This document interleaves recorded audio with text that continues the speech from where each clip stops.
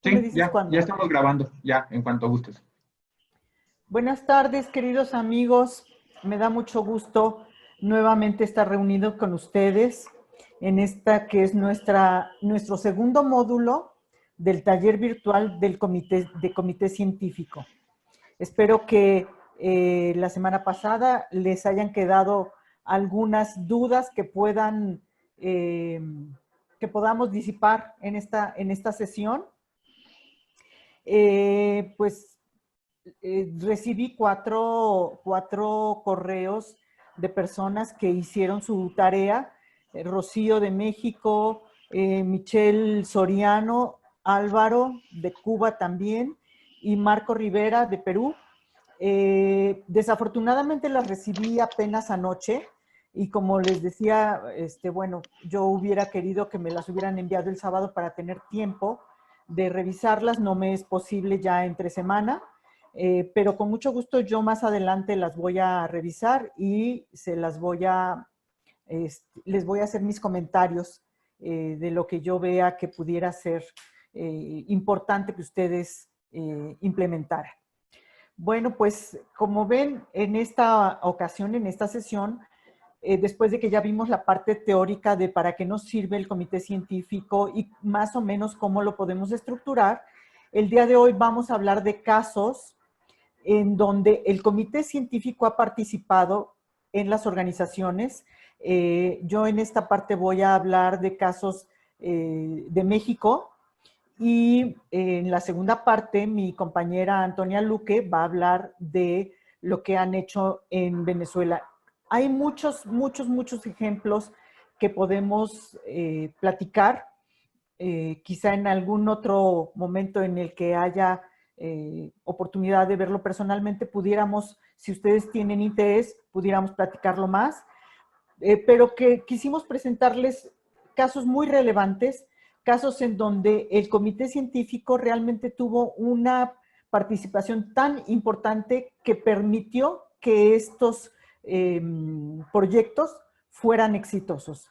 Esto es siempre ir de la mano. Ya saben que nosotros, las ONGs, las organizaciones nacionales miembro, somos los que hacemos la tarea, somos los que les ponemos y les facilitamos al comité científico que ellos puedan desarrollar su tema, el tema de los que ellos son expertos. Pero la parte de hacer el trabajo de cabildeo, ese nos toca a nosotros. Y nosotros nos vamos a aprovechar de la parte de la experiencia, de los conocimientos, del expertise, inclusive de la fama de algunos médicos que a la hora de estar en nuestro comité nos da credibilidad, porque siempre hay médicos que son muy reconocidos en sus países e inclusive a nivel internacional, y que el estar con nosotros, el que nos den el privilegio de que estemos trabajando juntos, nos da credibilidad a nosotros. Bueno, les voy a presentar en primer lugar este caso que fue de gran orgullo para México, que cambió la historia de muchos niños a partir del 2010, que fue la inclusión de la hemofilia en el Seguro Popular. Para quienes no conocen el sistema mexicano, que es bastante complejo, y creo que cada país tiene su sistema especial, sistema diferente, no sé por qué son tan diferentes a veces, pero bueno, en México no toda la gente tiene derecho a tener seguro social. Hay una parte importante de pacientes bueno, no es tan importante, pero siempre para nosotros es impactante el que unos pacientes tengan acceso a los medicamentos y otros pacientes no lo tengan. En el 2009 todavía había un grupo de aproximadamente 1,000 personas con hemofilia en México que no tenían acceso a los factores porque no tenían seguridad social. Entonces, pues nos dimos a la tarea de, junto con la Federación Mundial, buscar este acceso. ¿Por qué buscamos esto? Porque no en el 2009, inclusive antes, como en el 2005, 2006 quizá, se inició una cosa que se llamaba Seguro Popular, en donde se trataba de que todas las personas que no tenían seguridad social pudieran tener acceso, no de hemofilia, sino de cualquier otra patología, o inclusive las personas que iban a atenderse de diarrea, las mujeres que tenían a sus bebés, que pudieran tener acceso a una especie de seguro, que no era seguro social, pero que era para las personas que no cotizaban en el seguro social. Entonces, bueno, cuando inició este seguro popular, nosotros buscamos la manera de tener reuniones con las altas autoridades de este seguro, y nos entrevistamos con el que entonces era el comisionado. En el periodo, fue un proyecto que duró 6 años para nosotros, para que la hemofilia lograra entrar. Y logró entrar, como es un seguro que, como todos, pues tiene una limitación de presupuesto. Nos dijeron, bueno, nosotros no podemos incluir a las 1000 personas porque nuestro presupuesto no nos lo permite. Y uno de nuestros asesores, uno de los médicos de este comité científico dijo, bueno, si no es posible que todos entren, vamos a buscar cuál es el grupo en el que nos interesa que entre para que empiece a tener tratamiento con los mejores factores, con los mejores estudios, con médicos capacitados, y se decidió que entraran los niños menores de 12 años. Entonces, después de 6 años de estar cabildeando, logramos que entrara un grupo de 200 niños. Eso fue un momento maravilloso para México, y como pueden ustedes ver en la foto de su lado derecho, aquí está Mark Skinner, que en ese momento era presidente de la Federación Mundial, que vino a ser testigo de honor de esta inclusión. Esta persona que ustedes ven aquí era en ese momento el comisionado del Seguro Popular, la máxima autoridad de este Seguro Popular, que lo que iba a hacer era financiar el medicamento en los hospitales que ya existen en México, pero financiar el medicamento para que los niños pudieran tener acceso a este tratamiento. Esto fue, les digo, un parteaguas, porque ya todos los niños en México iban a poder tener buen tratamiento y pues iban ya a crecer sin discapacidad y todas las cosas que ustedes saben que hace el factor. Y entonces, aquí déjenme contarles qué fue lo importante que hizo este comité científico. Empezar desde decirle a la autoridad que no nosotros como organización, sino los expertos, cuáles eran los estudios de laboratorio que tendría que el Seguro Popular financiar para poder hacer desde el diagnóstico, de saber qué tipo de hemofilia, el grado de severidad, si tenían inhibidores, todo esto, saber cuáles eran los estudios y cuál era el costo. Esto, ellos, al final de cuentas, el Seguro Popular es un financiador, no necesariamente son los expertos médicos, sino son los expertos en el financiamiento. Aunque el comisionado, pues sí es un médico y entiende perfectamente, pero esta tarea de hacer todo esto, cuánto costaban los estudios, cuáles eran los estudios que se tenían que hacer, esto lo hicimos nosotros, me refiero a la federación. ¿Quién lo hizo? Los expertos, en este caso la gente de laboratorio. También los médicos, hematólogos, pediatras, ya en este caso porque estábamos hablando de niños, fueron al hablar con las autoridades y decirles si es real lo que está pidiendo la Federación de Hemofilia, de que los niños son los primeros que tienen que entrar porque su vida va a ser mejor, porque no tienen artropatías, todas estas cosas que nosotros ya sabemos que son las bondades del tratamiento desde la infancia. En el caso de la gente que teníamos de bancos de sangre, también decirle a la autoridad pues que no era conveniente que los niños siguieran usando, bueno, que nadie, pero que en este caso el grupo de los niños siguieran usando crioprecipitados ni plasma por la poca efectividad, porque no había crioprecipitados seguros, no hay componentes sanguíneos seguros al 100%. En fin, todo este soporte era importante que la autoridad lo conociera por la boca de nuestro comité científico. Y entonces eso fue muy importante, fue definitivo para que se lograra la inclusión.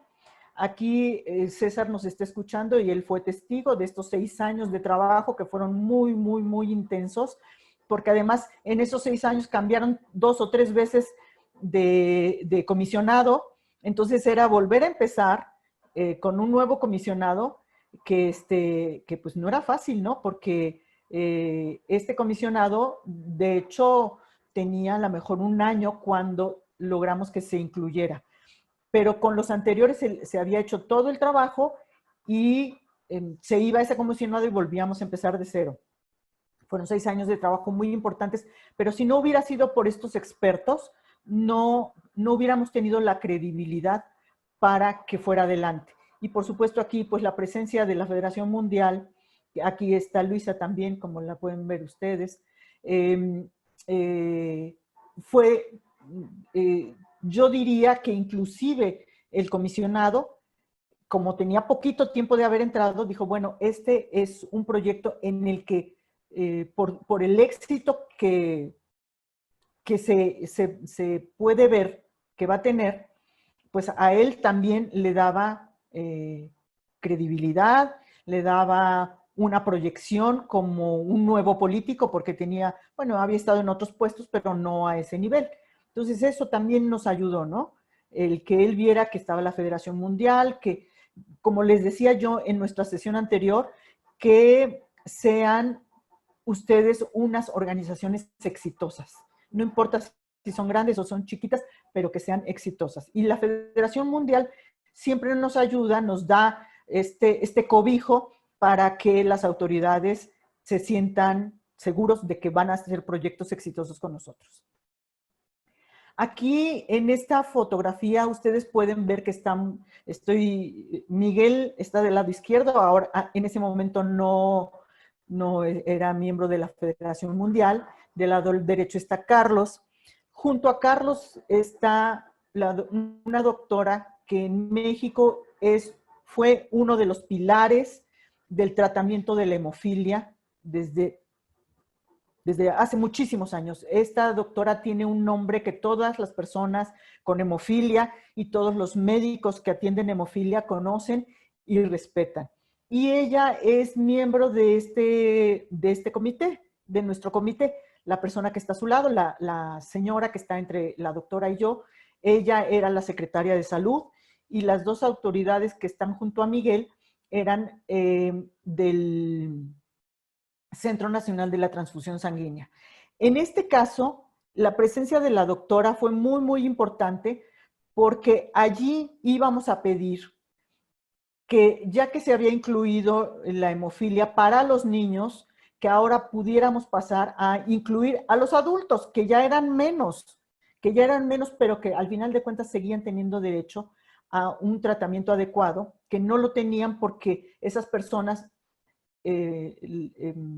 estos adultos que tienen hemofilia muchas veces, si tienen mucha discapacidad, ustedes saben que no pueden trabajar, no les es tan fácil conseguir trabajo, y para tener la seguridad social tienen que tener un patrón que esté pagando por ese seguro social. Muchas veces no lo tienen y nosotros estábamos como federación trabajando para que estas personas que no tienen seguro social pudieran ser atendidos con los medicamentos, los factores que había en ese momento, que era el tratamiento adecuado. Entonces, nuevamente, con la presencia de la doctora de nuestro comité, que es pilar de la hemofilia, le explicamos a las autoridades, a la Secretaría de Salud, Mercedes Juan, la justificación de por qué debería de acceder los adultos a este tratamiento.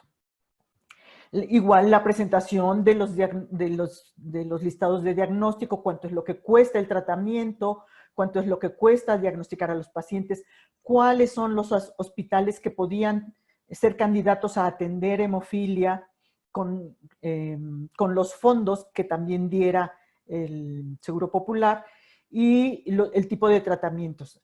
Nadie podía dudar de la palabra de la doctora, siendo una persona tan reconocida en nuestro país. Entonces, para nosotros era una garantía el que ella nos acompañara a estas reuniones. En México no es tan fácil llegar a tener una reunión con la Secretaría de Salud. Entonces, ya que logramos tener esta reunión, bueno, pues vamos a hacernos acompañar de la gente que nos dé la credibilidad que necesitamos para ir adelante en nuestros proyectos.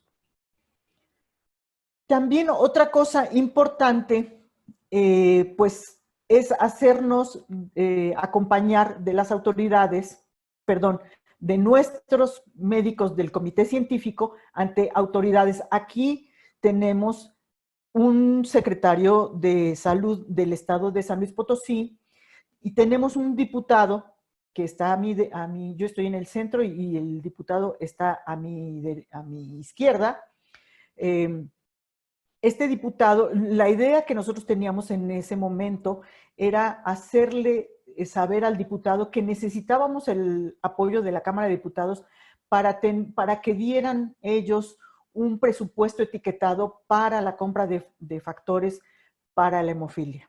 Entonces, esto fue un trabajo que llevó aproximadamente un año, que se llamaba Cruzada Nacional en Favor de las Personas con Hemofilia, en donde lo que queríamos era posicionar a la federación como el líder, como lo mencioné en la sesión pasada, como el líder no nada más de los pacientes con hemofilia, sino de los médicos, de toda la gente que estuviera involucrada con el tratamiento y con la patología.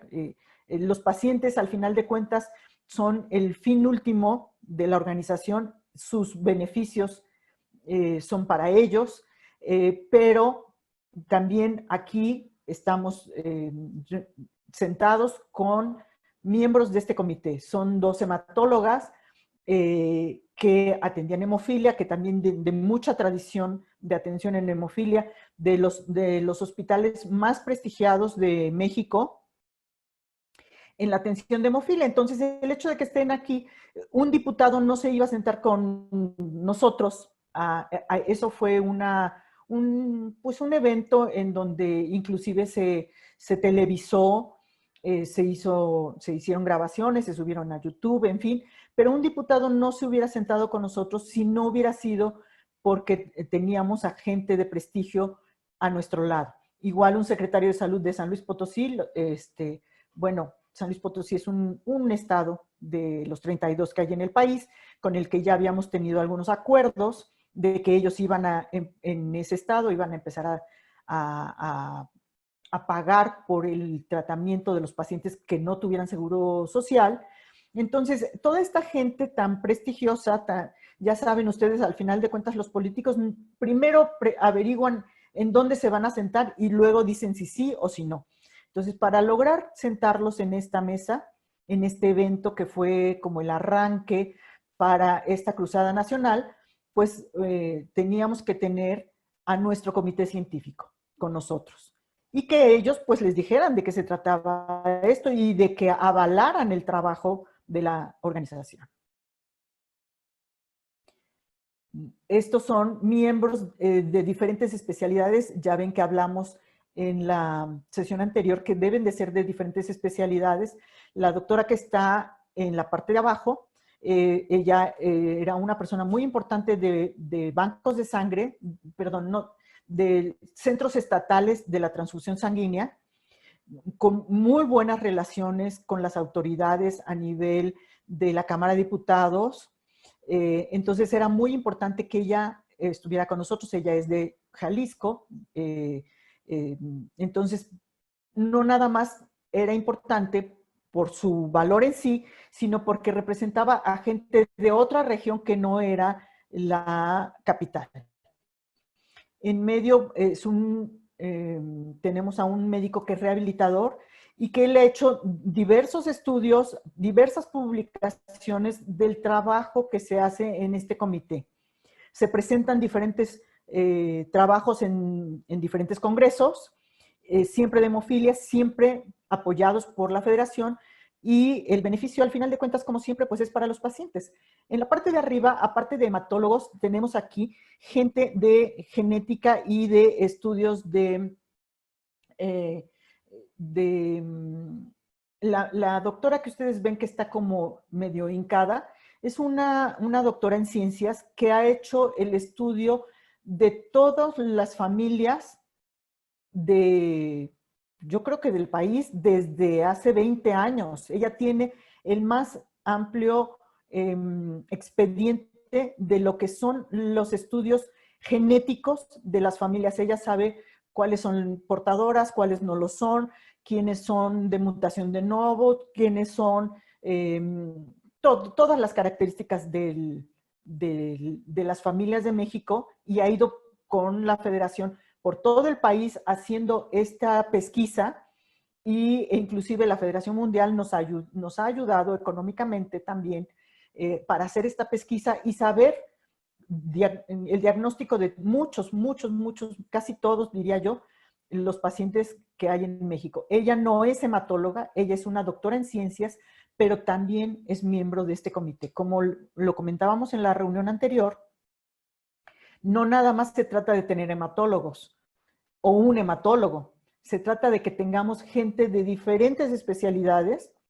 y que todos ellos puedan aportar sus conocimientos. La gente que está atrás de ella, esta doctora que está con el saco anaranjado y la que está atrás también, son alumnas de esta doctora, de Ana Rebeca Jaloma, y que además por la pasión que la doctora Jaloma le ha puesto a su trabajo, se lo ha transmitido a sus alumnos, y ellos han continuado con el trabajo de hemofilia.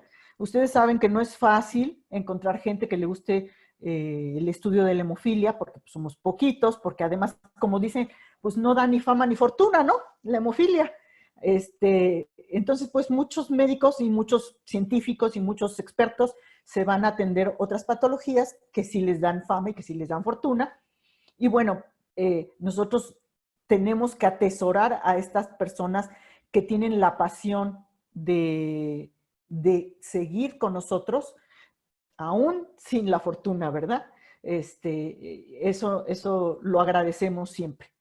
Entonces, estas son las diferentes especialidades. Nos faltan muchos médicos que pudiera mencionar, pero este es un pequeño ejemplo de la importancia y cómo nosotros debemos visualizar a la persona a la que vamos a invitar a nuestro comité científico. No es cualquier médico, y todos estos médicos trabajan en los hospitales públicos. No son gente que cobre por hacer estos estudios, por hacer investigación, por presentar trabajos en los congresos. No, ellos no cobran por esto. Entonces, eso les da más credibilidad, son más genuinos su trabajo para nosotros. Bueno, pues ahora vamos a pasar a nuestra encuesta que siempre nos ayuda Oriana, y aquí vamos a ver cómo están ustedes en sus países con respecto a cómo ha sido la movilidad de sus médicos. ¿Cuántas veces han cambiado de médicos asesores?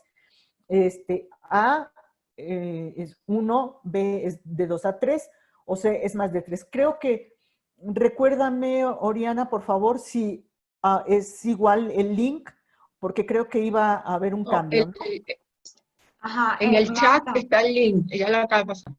Ah, ok. Sí, justamente en el chat pueden encontrar el link donde ustedes van a participar. Si le dan clic ahí, los lleva directo para que voten. Marta puede presentar los resultados si le da clic al link para resultados. En tiempo real, Marta, si tú le das clic ahí, podemos ir viendo cómo va votando la gente.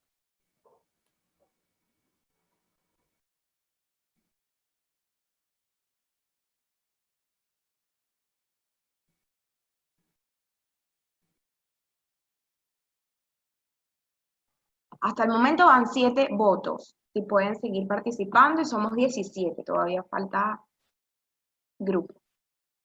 Marta, ¿a ti te abrió ya el link? Ya. Ok, Tengo, ajá, tengo es que no lo vemos nosotros desde aquí. ¿No? Ah, Creo que es la forma de compartir pantalla. Sí, vas a necesitar poner en donde dice compartir pantalla, vas a dejar de compartir la pantalla y luego le vuelves a abrir pero Ok. seleccionas el primer cuadrito que haya ok.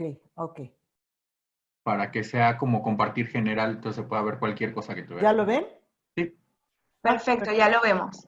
Bueno, entonces aquí me dicen, ¿ya todos votaron? Me dicen que 5 personas, perdón, han cambiado 5 personas de médico.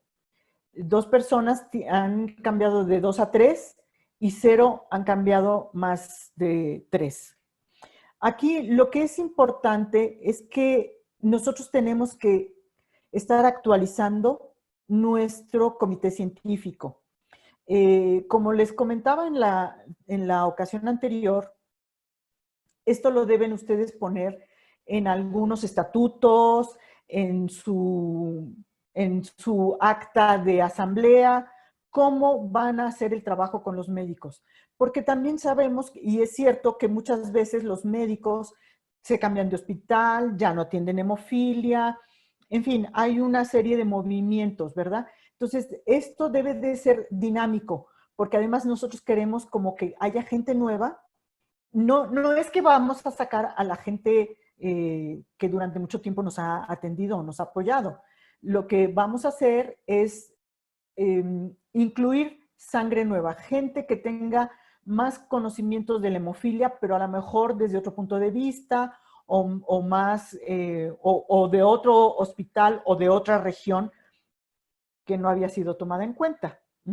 Entonces, es importante que ustedes siempre tengan esta diversidad sin dejar a los médicos que les han apoyado siempre. Puede ser que su comité científico crezca un poco, pero también es cierto que algunos van saliendo por su circunstancia personal. Entonces, déjenme regresar a mi presentación. Entonces, dejo de compartir esto ahora, ¿verdad? No, podrías regresar a la presentación, pero también está bien así, como Ok. gustes. Gracias. Y vamos aquí. Ok. Entonces,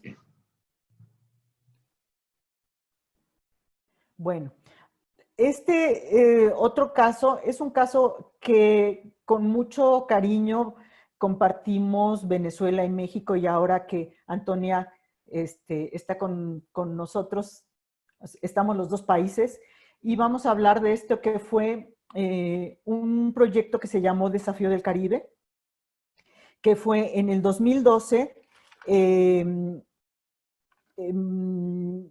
y se trató de que los dos países nos unimos. Venezuela invitó a México para unirnos en entrenar a jóvenes con hemofilia y a chicas portadoras para que hicieran un cruce a nado de aguas abiertas, que se llaman, que es en el mar, para lo que fueron entrenados durante un año.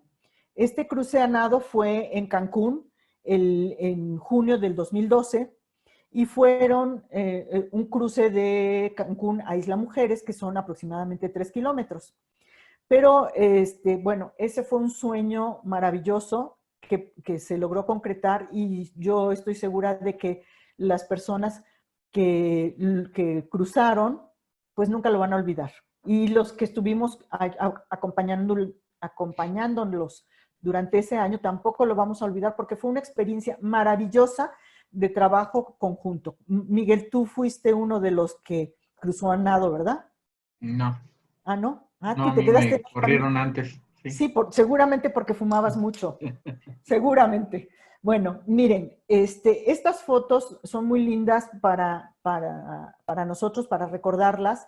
En la foto que está del lado izquierdo, está el grupo de México entrenándose en un lugar cercano a la Ciudad de México, en donde está un grupo de médicos, enfermeras, psicólogos, terapistas, motivadores. Inclusive en este caso llevamos a un campeón nacional de natación de la tercera edad para hacer motivación para estos jóvenes que se estaban entrenando. La primera parte fue, se hizo una convocatoria a nivel nacional, que fue lo mismo que ocurrió en Venezuela, se hizo esta convocatoria. En México empezamos con 24, 25 prospectos a empezar a nadar, que empezaran a nadar, que empezaran a fortalecerse y poco a poco ir viendo quiénes iban a quedar ya como los nadadores para que pudieran cruzar en aguas abiertas. Se hicieron aproximadamente 9 entrenamientos en ese año. Se hicieron, pues como en este caso, que fue en este lugar que como ustedes pueden ver, tiene ahí en la parte de atrás el Popocatépetl, que es un volcán muy representativo de México. Y ahí se fueron a entrenar, entrenaban desde, no nada más en el agua de nadar, sino de hacer fortalecimiento físico. Aquí tenemos, este doctor es un médico de medicina del deporte, que inclusive ha trabajado con equipos de fútbol, en fin, diferentes deportistas, pero él trabaja en el Seguro Social. Entonces, él es médico y pues igual es miembro de este comité como médico, pero de medicina del deporte, y con toda la fama que pueda él tener con los equipos de fútbol, que a lo mejor cobrará mucho dinero, no lo sé, pero con nosotros pues fue un miembro más de este comité. Y tenemos también aquí hematóloga, tenemos terapista, enfermera, psicóloga, diferentes especialidades, y todos estos chicos que pues realmente empezaron a entrenarse, nadaban incipientemente. Y bueno, en esta foto del lado izquierdo ya están allá en Cancún, en el último día para hacer el cruce, después de un año de entrenamiento. Esta doctora que ven ustedes aquí hincada, ella es una rehabilitadora también del Seguro Social, que les enseñó a hacer ejercicio para no lastimarse, a tener fortaleza muscular, en fin. Y todo esto se estuvo documentando todo el año. Trabajábamos nosotros en México, en Venezuela se hacían las mismas actividades con sus médicos allá en Venezuela, y nos unimos ya en 2 ocasiones, una en Venezuela y una en México, todos los nadadores, pues con esta ilusión de todos poder llegar al final. Al final, los que llegaron fueron fueron 10 jóvenes venezolanos, 9 mexicanos, que se fueron descartando los otros por diferentes circunstancias, algunos porque no habían podido llegar a la fortaleza que se necesitaba, algunos porque se habían lastimado en el ínter del año. Y esta foto me encanta porque aquí vemos una doctora venezolana y un doctor mexicano trabajando juntos. Eso es lo que podemos lograr con un comité científico bien estructurado. Aquí también igual, la psicóloga trabajando con uno de los pacientes, con uno de los niños jovencitos con hemofilia, y después haciendo un trabajo en equipo de un documento, un estudio que hicieron, presentaron esta experiencia de los dos países durante un año, pero no fuimos las organizaciones las que hicimos este trabajo de documentar todos los avances de los jóvenes, sino fueron los médicos, fueron los miembros de estos comités, tanto de México como de Venezuela, trabajando de la mano, y eso es una experiencia maravillosa, saber que se puede hacer este trabajo de 2 países o más, porque hay una estructura que permite que los expertos puedan tener este soporte por parte de la organización.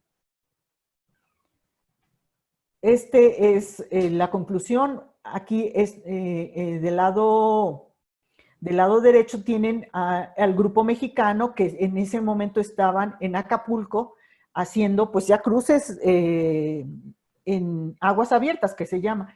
Y del lado izquierdo, aquí ya está el grupo de jóvenes que nadaron de Cancún a Isla Mujeres, y con mucho orgullo podemos decir que fueron aproximadamente 400 nadadores. O sea, era una competencia no nada más de hemofilia, era una competencia abierta que se llamaba Por la Libre, donde había 400 nadadores de diferentes partes del mundo que hicieron este cruce, y con mucho orgullo podemos decir que un joven venezolano llegó en 4º lugar, no de hemofilia, de todos los nadadores, y una chica mexicana llegó en 2º lugar de todas las mujeres que habían entrado a esta competencia. Esto es un gran logro, esto es una gran experiencia que no hubiera sido posible si no hubiéramos tenido el trabajo tan fuerte de estos médicos voluntarios.